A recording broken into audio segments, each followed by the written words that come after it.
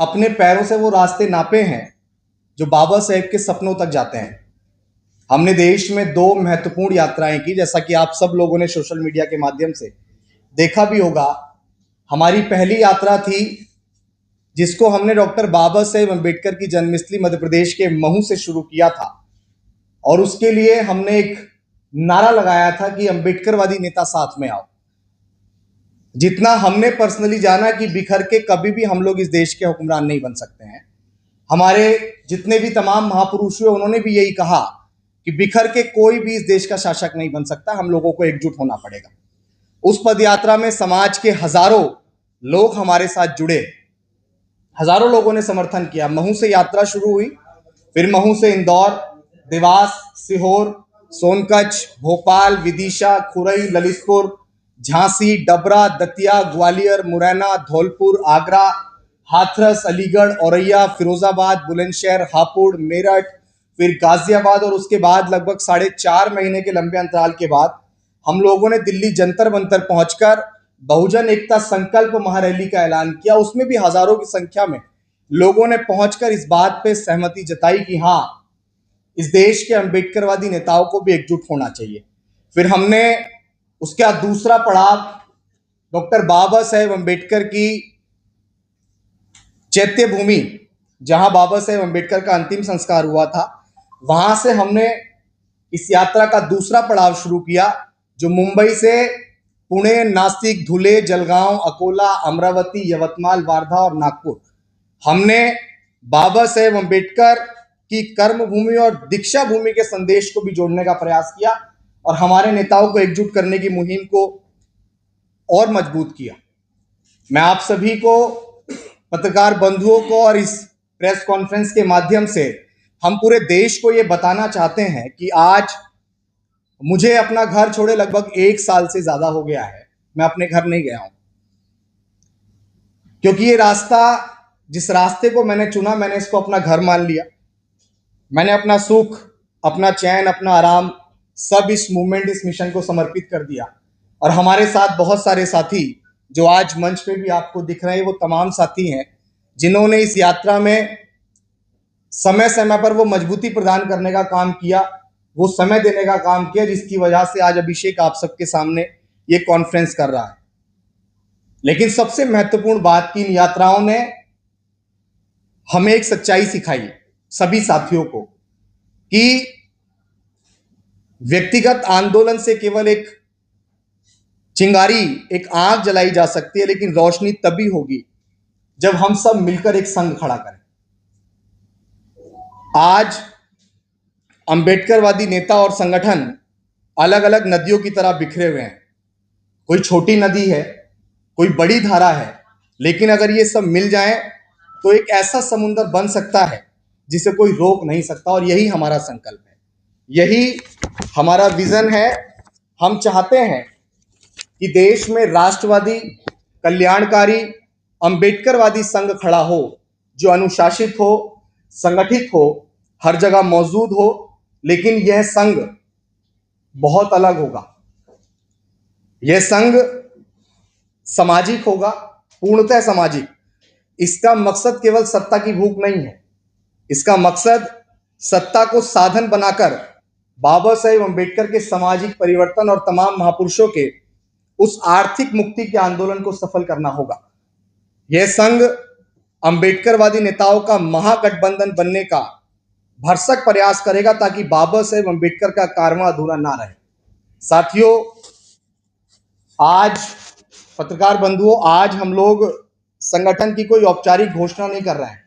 आज हम उस संघ की कोई औपचारिक घोषणा नहीं कर रहे हैं, बल्कि आज की ये प्रेस कॉन्फ्रेंस सिर्फ एक सूचना है कि आने वाली 23 सितंबर को दिल्ली के एनडीएमसी कन्वेंशन सेंटर में, जो यहां से बहुत नियर बाय है, जंतर मंतर के पास, वहां पे हम सब मिलकर इस विचार को एक संघ का रूप देंगे। वहां से यह आंदोलन एक नए अध्याय की शुरुआत करेगा। मैं दोबारा इस बात को दोहरा दूं कि 23 सितंबर देश के तमाम अंबेडकरवादियों के लिए बहुत बड़ा दिन है, क्योंकि 23 सितंबर को डॉक्टर बाबा साहेब अम्बेडकर ने सयाजी बाग में बैठकर संकल्प लिया था कि जब तक मैं अपने समाज को इन जातिगत गुलामी की बेड़ियों से आज़ाद नहीं करा दूंगा जब तक मैं चैन से नहीं बैठूंगा।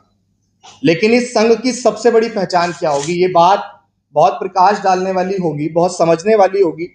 शायद ऐसा आज तक इस अम्बेडकरेट मूवमेंट में नहीं हुआ है।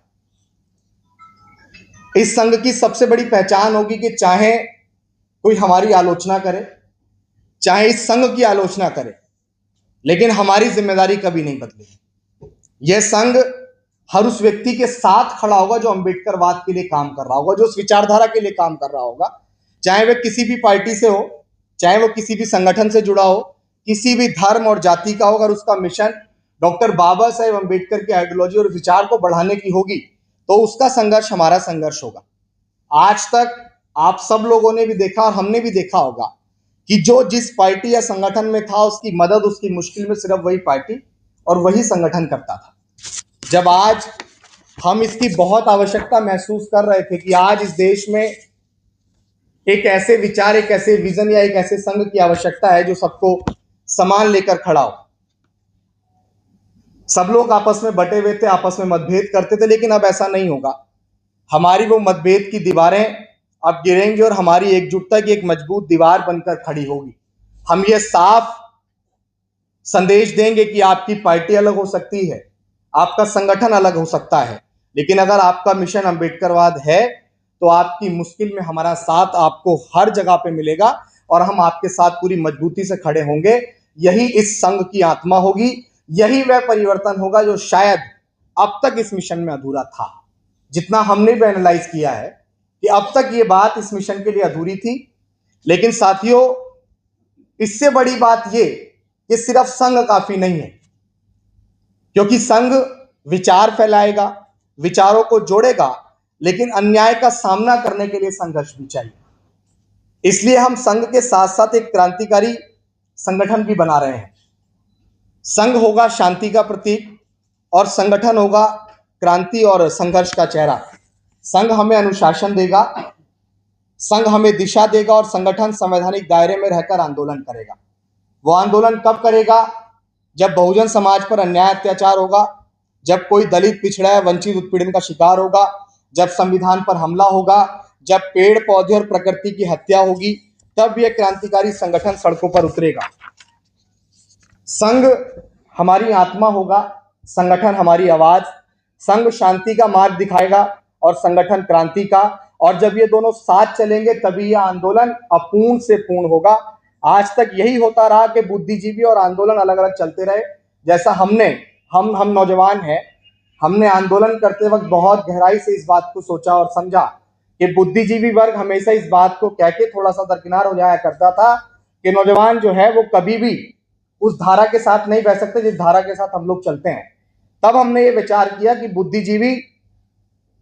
कभी बुद्धिजीवी कमजोर पड़ गया, कभी आंदोलन अधूरा रह गया, लेकिन हम दोनों, जो बुद्धिजीवी है और वो जो आंदोलन करने वाला नौजवान है, उसको एक ढांचे में लेने का प्रयास कर रहे हैं, उसको लेकर आ रहे हैं।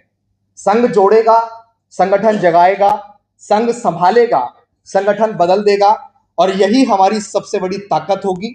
साथियों, हमारी यात्रा एक शुरुआत थी, लेकिन अब हमें सामूहिक यात्रा करनी है।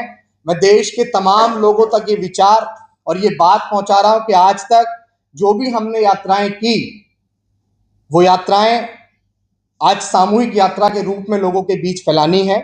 हमारे कदमों की आहट अब लाखों कदमों की, करोड़ों कदमों की आहट में बदलेगी। हमारी पुकार अब हमारी सामूहिक आवाज बनेगी। साथियों, आज इस प्रेस कॉन्फ्रेंस में हम लोगों ने आपके बीच जो चर्चा की, जो बात की, वो ये प्रेस कॉन्फ्रेंस उस इतिहास की झलक है जो आने वाली 23 सितंबर को दिल्ली में हम संघ और संगठन दोनों के रूप में स्टैब्लिश करेंगे और समाज के सामने उसको रखेंगे। साथियों, वहां से ये कारवां नई ऊर्जा और नई संकल्प के साथ आगे बढ़ेगा। हम चाहते हैं कि यह आंदोलन किसी एक शख्स का ना रहे। हम चाहते हैं कि यह आंदोलन आपका, हमारा और पूरे समाज का और पूरे उस अम्बेडकरवादी आइडियोलॉजी का बने जो कहीं भी बैठकर उस मिशन के लिए इतना सा भी सोच रहा है।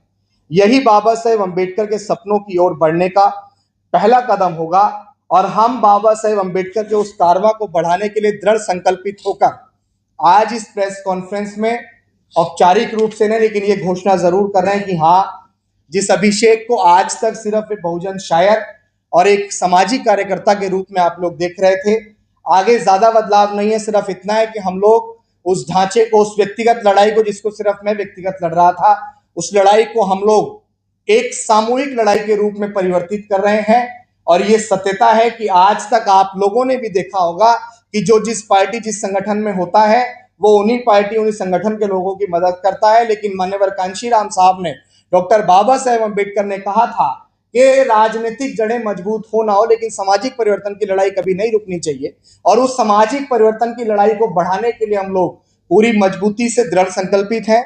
समाज के बीच ये मैसेज देना बड़ा अति आवश्यक था। मैं इस पे भी थोड़ा सा प्रकाश डालूंगा कि हमारी यात्राएं लेकर सड़कों पर क्यों उतरना था। बहुत सारे लोगों के सवालात होते हैं कि भाई नेताओं को एक करना था तो नेताओं के पास जाना था, नेताओं के पास जाके बात करनी थी।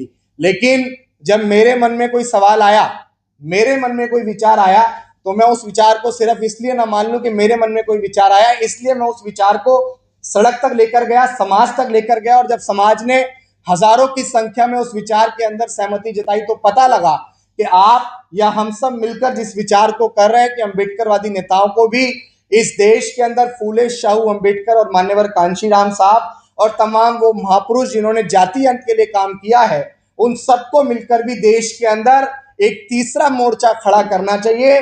मैं आज इस प्रेस कॉन्फ्रेंस के माध्यम से अपने तमाम अम्बेडकरवादी नेताओं से भी ये सवाल करना चाहता हूं कि जब भारतीय जनता पार्टी के लोग एनडीए जैसा गठबंधन बनाकर, छोटे छोटे बड़े बड़े दलों के साथ गठबंधन बनाकर देश के अंदर शासन सत्ता पर स्थापित हो सकते हैं, वो कांग्रेस पार्टी जिसने डॉक्टर बाबा साहेब अम्बेडकर को जीते जी और मरणोपरांत सम्मान नहीं दिया, वो कांग्रेस पार्टी जब इंडिया जैसा गठबंधन बनाकर छोटे छोटे और बड़े बड़े दलों के साथ भी देश का मजबूत विपक्ष बन सकता है, तो फूले शाहू अम्बेडकर की आइडियोलॉजी पे काम करने वाले लोग आज देश में तीसरे मोर्चे के रूप में क्यों खड़े नहीं हो सकते हैं? हम उस शासन सत्ता की ओर बढ़ने के लिए क्यों एस्टेब्लिश नहीं हो सकते हैं?